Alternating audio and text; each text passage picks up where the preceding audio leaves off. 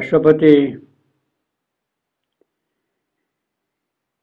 is pursuing the unknowable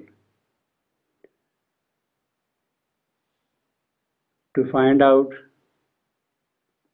the power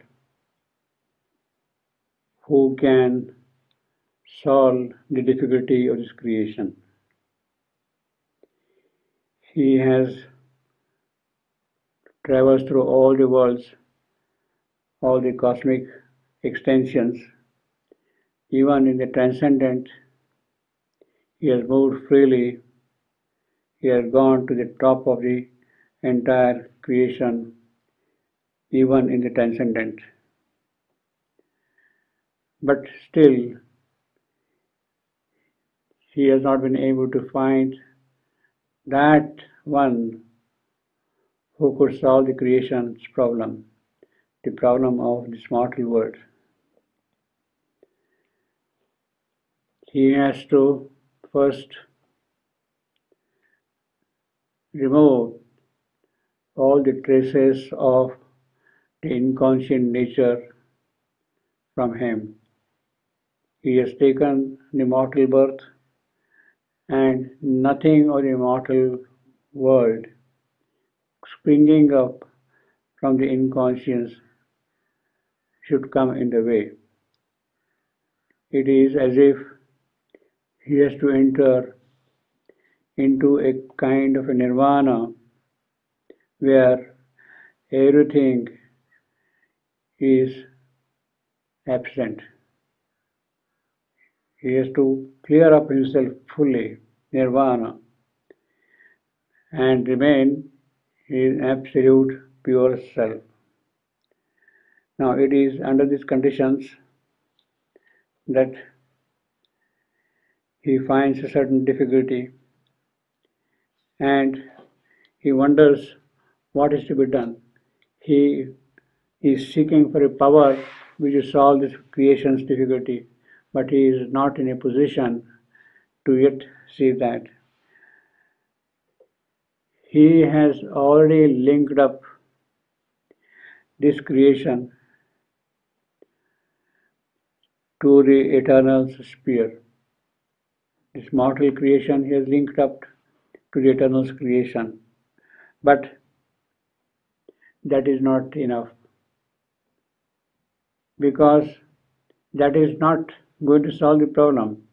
What has to happen is from the eternal something must enter into this creation. The world still remains empty of its cause. Why this thing has come up? What is the purpose behind this creation? What for? Of that there is no knowledge. It is a kind of a cave of darkness. What is the cause of this thing? You cannot see. It is a cave of darkness into which no light can enter. Even if there is some possibility of discerning things,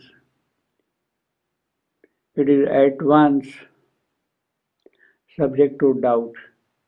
Will this happen? Will it be successful? Is this the right solution? There is always a giant doubt that comes in the way. The void is too vast and the doubt is always there.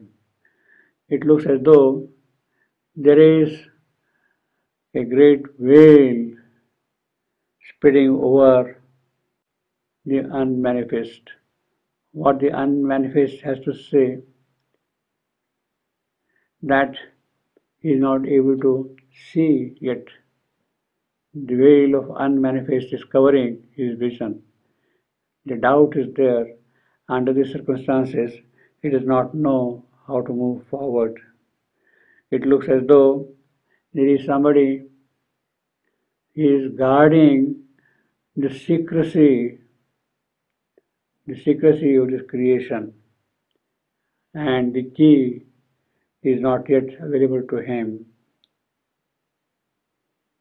Behind this unmanifest,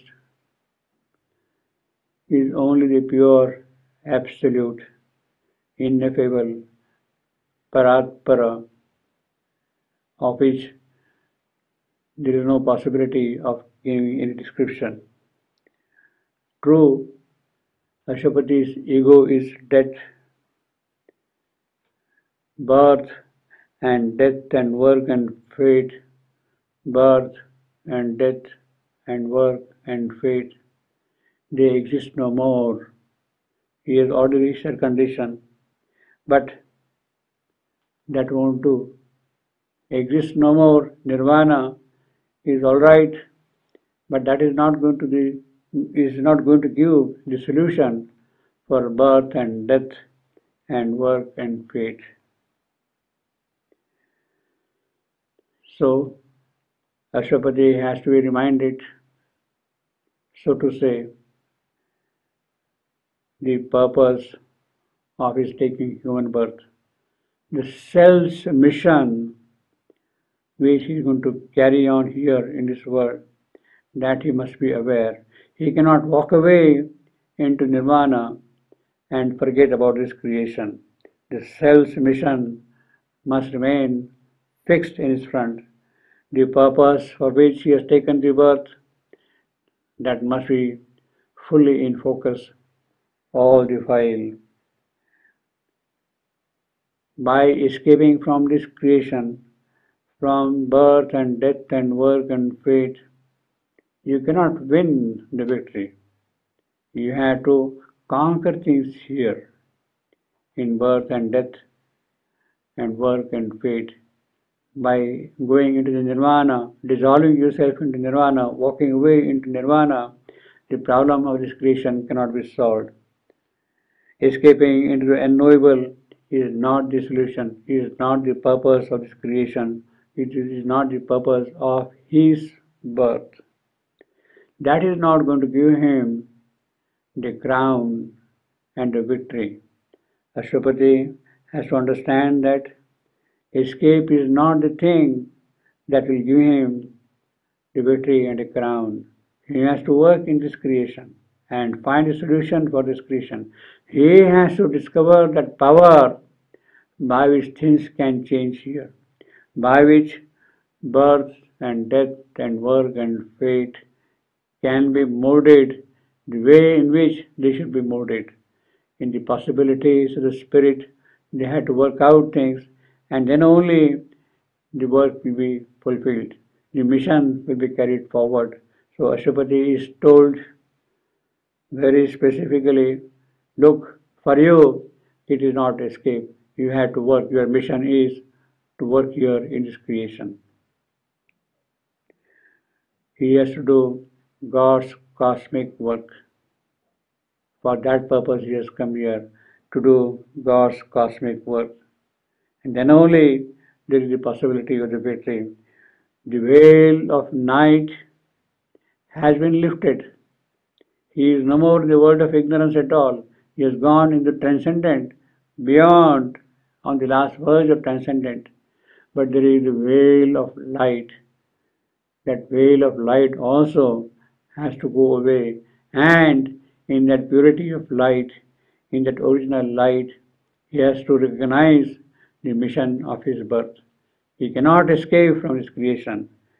And it is not that escape which is going to give him the victory and the crown, the trophy of the tournament. He has to win the trophy by fighting out things here in this creation.